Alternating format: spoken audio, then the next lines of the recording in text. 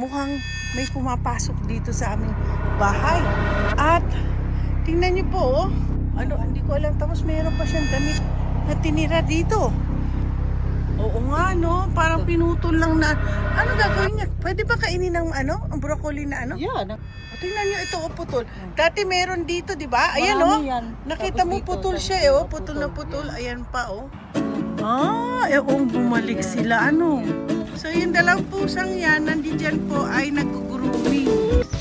Tell me how the garden grows, Tita Meriton.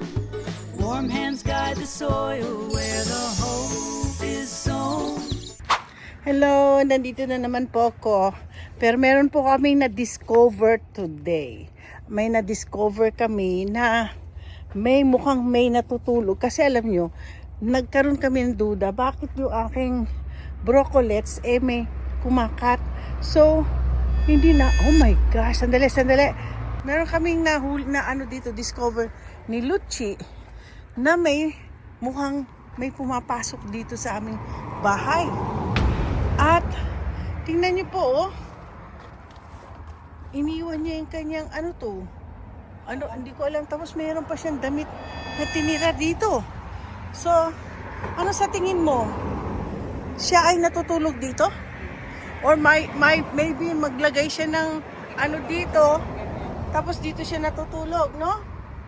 Uhulihin ko siya mamayang gabi dahil trespassing tong ginagawa niya. Alam ko, hindi tama yan hindi tama yan na pupunta ka sa isang bahay na hindi sa iyo. You know, imagine, tingnan mo yung aking bahay, ginawang bahay. Parang doon sa Pilipinas din natin, yung mga bakanting bahay, ginagawang nag-i-squat sila doon. Oo po, dito din po pati mga so susubukan ko mamayang gabi. Kasi akala siguro niya natutulog ako ng maaga kami matulog. Titingnan nga natin at kung siya ay nandito.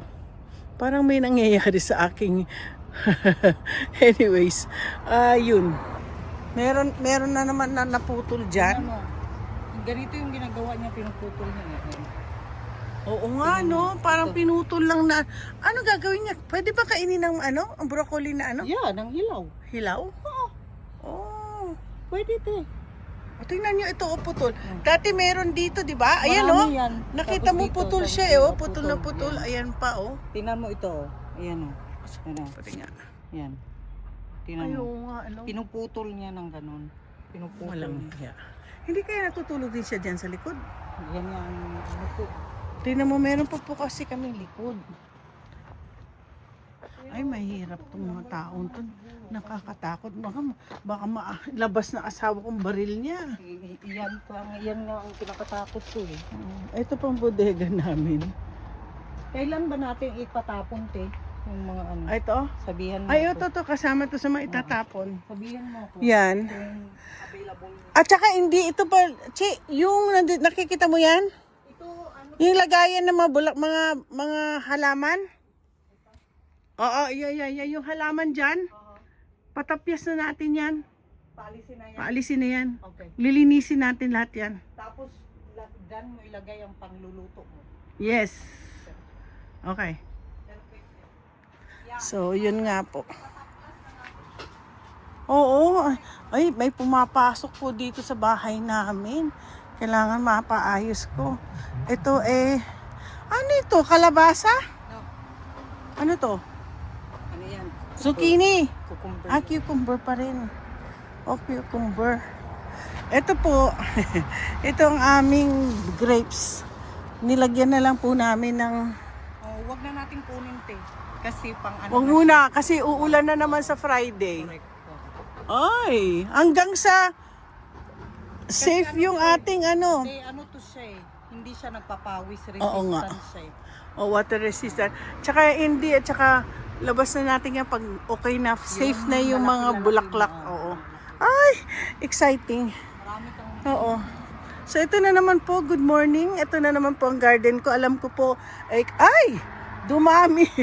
Dumami na yung clematis ko, oh.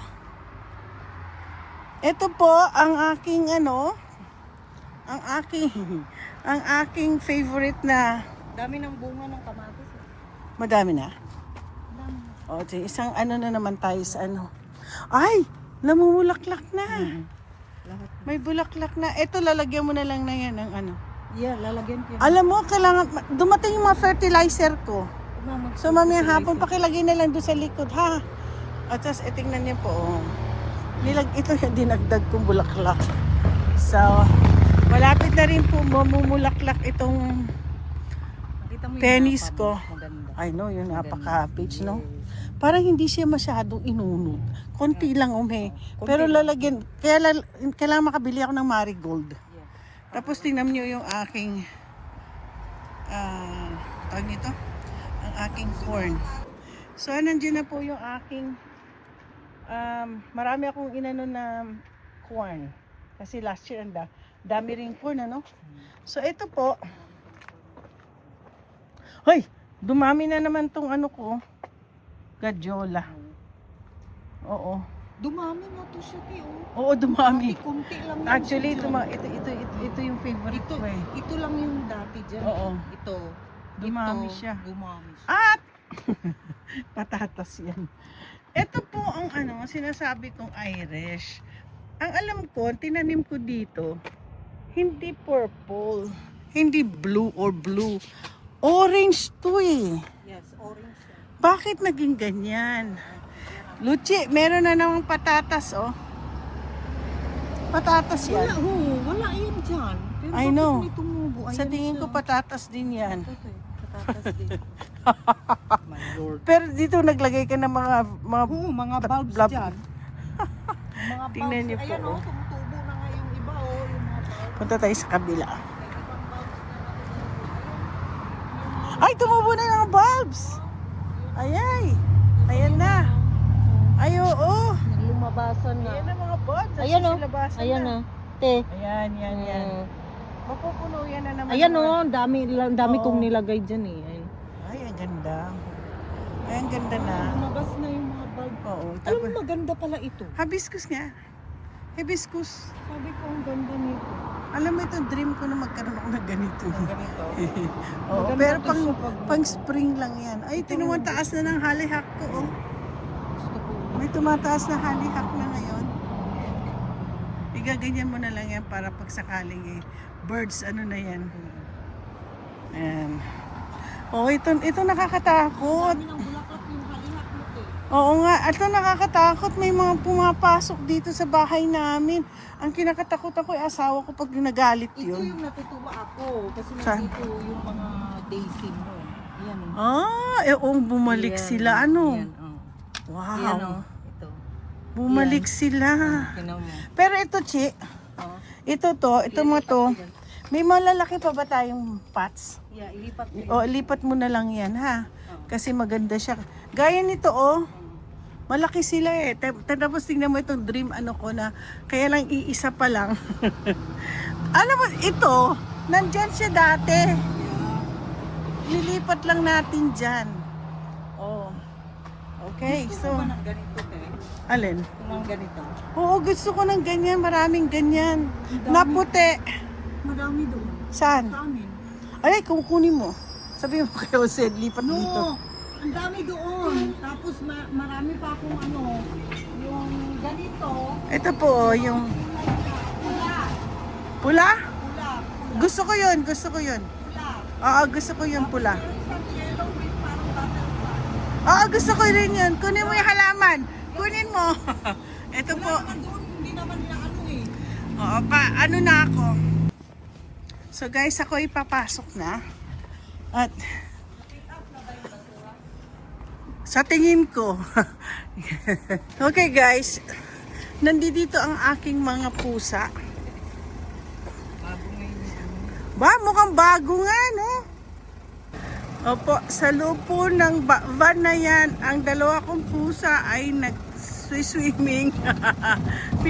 Ay, wala na? Ano na? Okay, kinuha na nila. Cycle pa wala. Tingnan mo, oh. Sa tingin ko mag-request tayo ba? Oo. Magre-request ako. So, yung dalawang pusang yan, nandiyan po ay nag-grooming. Tingnan mo naman ang grooming nila, oh. Bago namin sila dinala dyan, hirap na hirap po si Lucy at saka si Jessica. Si Jessica yung groomer nila na lagay sila sa kanilang ano. So mamaya galitan na naman si Tundar kasi basa na naman sila. Paliliguan po sila ng ano, tapos tatanggalan sila ng flea, tapos yung kuko nila puputulan. So di ba? Sabi ko sa inyo aking mga pusa ay spoiled brat. O sige na, ako yung magpapaalam na. Okay, time to go to work. It's already 10. Medyo late po ang ang dating ko kasi yung client naka-appointment ngayon hindi sa akin, kay Carmela. So medyo pa banjing pa ako, pero kasi today's Wednesday, time na kasi yung mga garbage namin, yung pinakita namin nila, pinick up na nila. Tapos ito yung tataon Wednesday, pinag-grooming yung mga pusa. So alam mo, hindi ko po alam kung ano. So anyway, so nag-grooming na sina Tundar at for sure. Alam niyo naman, every month po kailangan alagaan natin ang mga pusa natin, mga aso natin. Ang aso kasi mabilis madumihan,